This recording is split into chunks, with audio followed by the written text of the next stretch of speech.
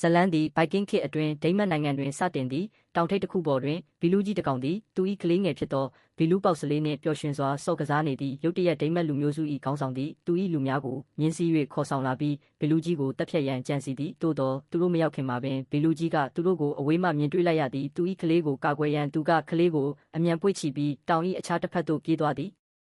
တို့ရာတွင်ခေါင်းဆောင်နှင့်သူ၏လူများကဘီလူးကြီးကိုဝိုင်းရန်လိုက်ကြသည်ဘီလူးကြီးသည်သူ၏ကလေးကိုတောင်ဆောင်တွင်ဝှက်ထားလိုက်ပြီးတိုက်ခိုက်မိအစားလူများကိုကြောက်ရွံ့သွားအောင်လုပ်ကာပြန်လှည့်သွားစေရန်မျှော်လင့်သည်သို့သောလူများကမပြန်ကြပေသူတို့သည်မြားများလမ်းများမိတုံများဖြင့်တိုက်ခိုက်ကြသည်ဘီလူးကြီးသည်ဟန်ချက်ပြက်ပြီးတောင်ပေါ်မှပြုတ်ကျကာချက်ချင်းတေဆုံးသွားသည်သူဝှက်ထားသည့်နေရာမှဘီလူးပေါက်စလေးသည်အရာအလုံးကိုတိတ်ဆိတ်စွာကြည့်နေသည်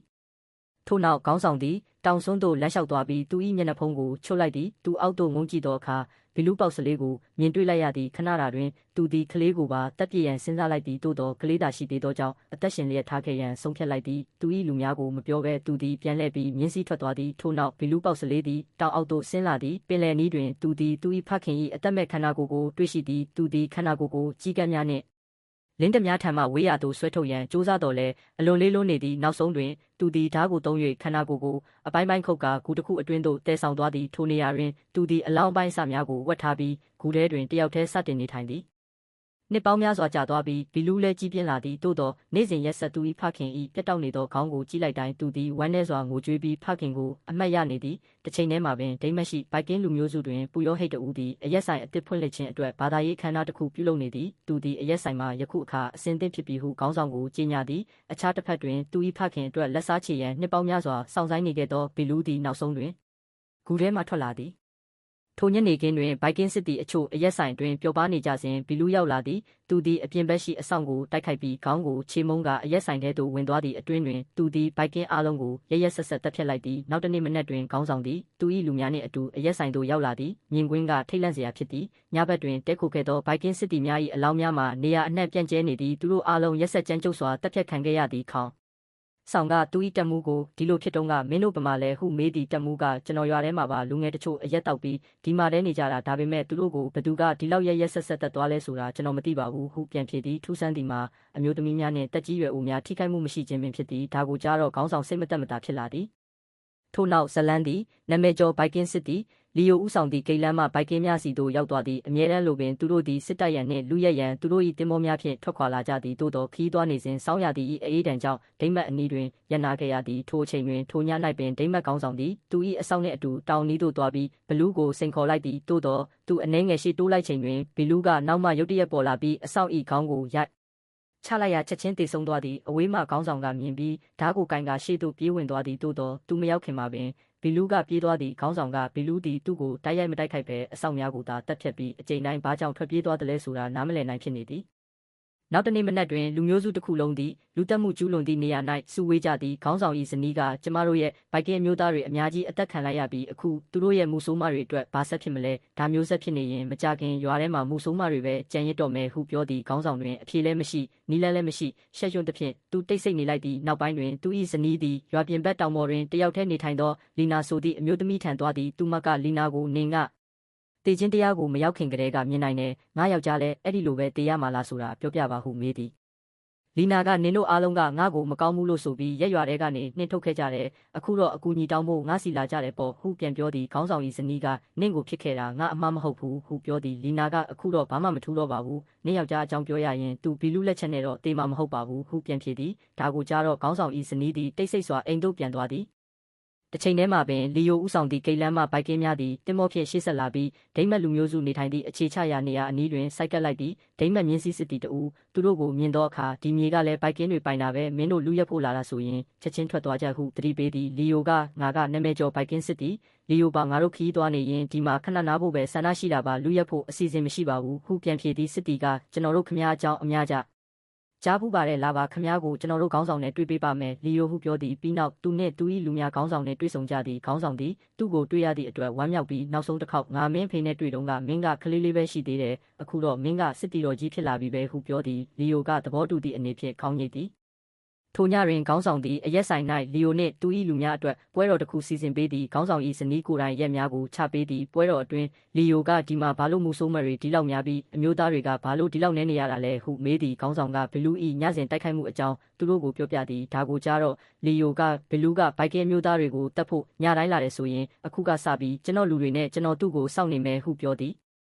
ပွဲပြီးနောက်ခေါင်းဆောင်သူ၏ဇနီးနှင့်အခြားသူများအိမ်သို့ပြန်သွားကြသည်သို့သောလီယိုနှင့်သူ၏စစ်တီများမှာလူမျိုးစုမှလူအနှဲငယ်နှင့်အတူအရက်ဆိုင်တွင်ကြံရစ်ခဲ့သည်တကောင်ရံတွင်ဘီလူးသည်အရက်ဆိုင်အပြင်ဘက်သို့ရောက်လာသည်ပထမဆုံးသူသည်ပူရောဟိတ်တဦးကိုနမ်းကြည့်ပြီးနောက်တကားစီသို့ရွှေ့ကအတွင်းတွင်ရှိသောဘိုက်ကင်းများသည်ဒေသခံများလားအပြင်လူများလားဆိုတာသိနိုင်ရန်နမ်းရှုစစ်ဆေးသည့်အတွင်းတွင်လီယိုနှင့်သူ၏စစ်တီများကဘီလူးရောက်လာပြီဆိုတာသိလိုက်ပြီးတိုက်ပွဲအတွက်အမြန်ပြင်ဆင်ကြသည်သို့သောဘလူးကအတွင်းရှိစစ်တီများသည်ဒေတာခံဘိုက်ကင်းများမဟုတ်ကြောင်းသိရှိသွားသည်သူသည်ဝင်မလာဘဲပိတ်ထားသောတကားပေါ်တွင်စီးသွားလိုက်သည်ဘိုက်ကင်းများကတိုက်ခိုက်ရန်အပြင်သို့ပြေးထွက်လာချိန်တွင်ဘလူးသည်ညမောင်ထဲသို့ပျောက်ကွယ်သွားပြီဖြစ်သည်နောက်တနေ့မနက်တွင်ခေါင်းဆောင်ကလီယိုကိုမနေ့ညကဘသူမှအသက်မခံရတာတကယ်ထူးဆန်းတယ်ဟုပြောသည်လီယိုကဟုတ်ပါတယ်ဘီလူးကတကားဝကိုလာတဲ့ဒါပေမဲ့တိုက်ခိုက်မဲ့အစားစီးသွားပြီးပြန်သွားခဲ့တယ်ဟုပြန်ဖြေသည်ဒီအဖြစ်ပြက်ပြီးနောက်လီယိုသည်သူ၏လူအချို့နှင့်လူမျိုးစုမှလူနှဲငယ်ကိုခေါ်ဆောင်ကတောင်ကုန်းများတွင်ဘလူးကိုရှာဖွေရန်ထွက်ခွာသွားပြီးတပ်ပြည့်ရန်မျှော်လင့်သည်သို့သောနေရာတော်များများရှာဖွေပြီးနောက်သူတို့ဘလူးကိုမတွေ့ကြပေထို့ကြောင့်သူတို့ရွာသို့ပြန်လာကြသည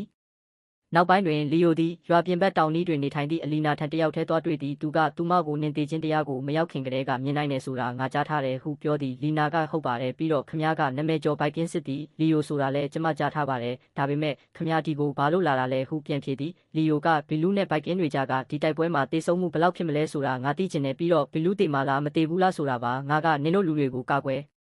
်ပေးခြင်းလို့ဒါကိုသိဖို့လိုတာပါဟုပြောသည်လီနာကကျမကသူတို့လူမျိုးတွေကမဟုတ်ပါဘူးကျမကလေးဘဝတုန်းကခေါင်းဆောင်ရဲ့တူဖြစ်သူကကျမကိုဒီခေါ်လာပြီးရှက်စရာကောင်းတဲ့ဘဝကိုတွန်းပို့ခဲ့တာပါခမ ्या မေးတဲ့အကြောင်းရင်းကတော့ဟုတ်ပါတယ်ကျမအနာဂတ်ကိုမြင်ခဲ့ရတယ်ဘလူးတက်ခံရလိမ့်မယ်ဒါပေမဲ့ဘိုက်ကင်းတွေလည်းအများကြီးတည်လိမ့်မယ်ပြီးတော့ဒီမြေကြီးကသွေးတွေနဲ့ညီရဲသွားလိမ့်မယ်တကယ်တော့ဒီကလူတွေကဒီထက်ပိုကောင်းတာကိုမရထိုက်ပါဘူးဟုပြောသည်ထိုညနေခင်းတွင်လီယိုနှင့်သူ၏စစ်တီများသည်ဘီလူးကိုစောင့်ရင်းအရက်ဆိုင်တွင်ထပ်မံဆောင်ဆိုင်ကြသည်သူတို့ဘီလူးရောက်လာတန်ကြားသောအခါဓားများကိုအစင်သင့်ကင်ကအပြင်သို့အမြန်ပြေးထွက်သွားကြသည်သို့တော်လည်းဘီလူးကိုမတွေ့ရပြန်ပေစိတ်ပြက်လက်ပြက်ဖြင့်သူတို့သည်အရက်ဆိုင်စီသို့ပြန်လှည့်သွားကြသည်ထိုအချိန်တွင်ဘီလူးသည်ကြောက်တုံးများနောက်မှတိတ်တဆိတ်ထွက်လာပြီးသူ၏ဝတ်ထားသည့်နေရာသို့ပြန်သွားသည်နောက်တနေ့တွင်လီယိုသည်လီနာတန်ထပ်မံသွားပြီးပြောပြပါဘလူးကိုဘလို့တတ်နိုင်မလဲဟုမေးသည်လီနာကဘာလို့မင်းရဲ့လူတွေနဲ့အိမ်ပြန်မသွားတာလဲဟုပြန်မေးသည်လီယိုကငါမပြန်ခင်လူတွေဒီဘီလူးဘေးကနေဘလို့လွတ်မြောက်နိုင်မလဲဆိုတာငါသိရမယ်ဟုပြန်ဖြေသည်ထို့နောက်လီယိုကိုသူ၏တဲထဲခေါ်သွားပြီးအပြေရှာရန်သူ၏ဘေးတင်တွက်သည့်အယိုးများကိုပစ်ချလိုက်သည်ထိုအချိန်တွင်လီယိုသည်အပြင်ဘက်မှဘီလူး၏အတန်ကိုကြားလိုက်ရသည်သူအပြင်သို့အမြန်ပြေးသွားတော့လဲ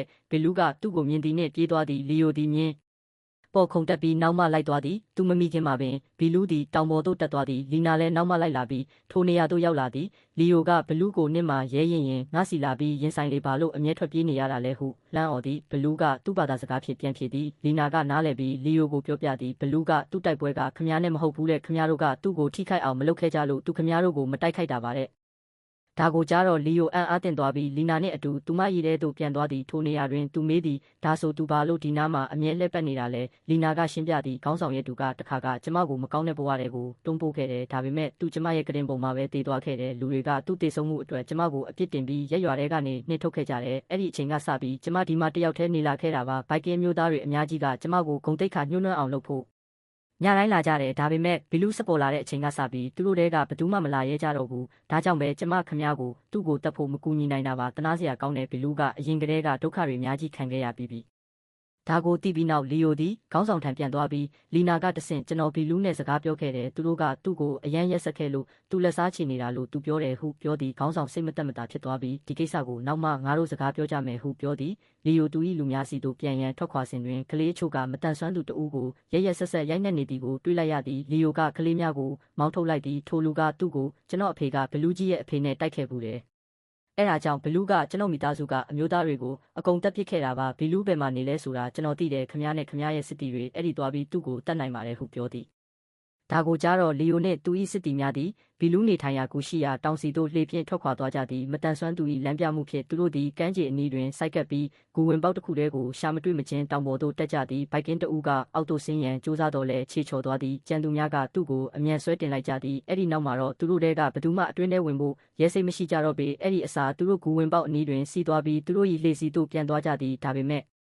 ရုတ်တရက်ရေအောက်ကနေဝက်ထားတဲ့ဘီလူးကဂူနားမှာစီးသွားတဲ့ဘိုက်ကင်းစီကိုခုံဝင်ပြီးတပ်ဖို့ကြိုးစားသည်သို့သောသူ၏အပေါင်းပါများကအမြန်တိုက်ခိုက်လိုက်ရာဘီလူးသည်ရေအောက်သို့ပြန်ဆုတ်သွားရသည်ဘိုက်ကင်း၏အသက်ကိုကယ်တင်နိုင်ခဲ့သည်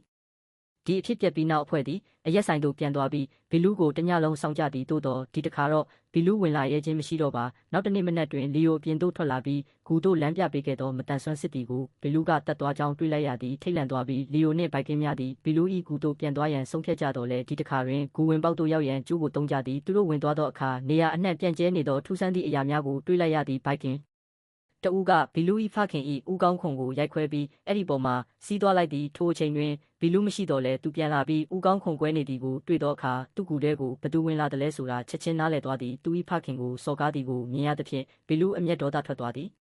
ထိုညတွင်ဘိုက်ကင်းများအရက်ဆိုင်အတွင်းအိပ်ပျော်နေစဉ်ဘီလူးသည်သူတို့ကိုရက်ရက်ဆက်ဆက်တိုက်ခိုက်ပြီးသူသည်သူ၏ဖခင်၏ဦးကောင်းခွန်ကိုရိုက်ခွဲသူကိုတပ်ပစ်လိုက်သည်ဒါကိုမြင်တော့လီယိုလည်းဘီလူးနှင့်တိုက်ခိုက်စတင်သည်သို့သောလီယိုကဘီလူးနှင့်ရှင်လျင်အလွန်အားနည်းနေသည်ဘီလူးသည်အမိုးမှတဆင့်ထွက်ပြေးရန်ကြိုးစားတော်လဲလီယိုကသူ့ခြေထောက်ကိုဆွဲပြီးအောက်သို့ဆွဲချကာသူ၏လက်မောင်းတွင်လေးလံသောတန်ကြိုးဖြင့်ရစ်ပတ်လိုက်သည်ဒေါသထွက်ပြီးဘီလူးကလီယိုကိုလက်သီးဖြင့်ထိုးကာလွတ်အောင်ယုံတော်လဲသူ၏လက်မှာ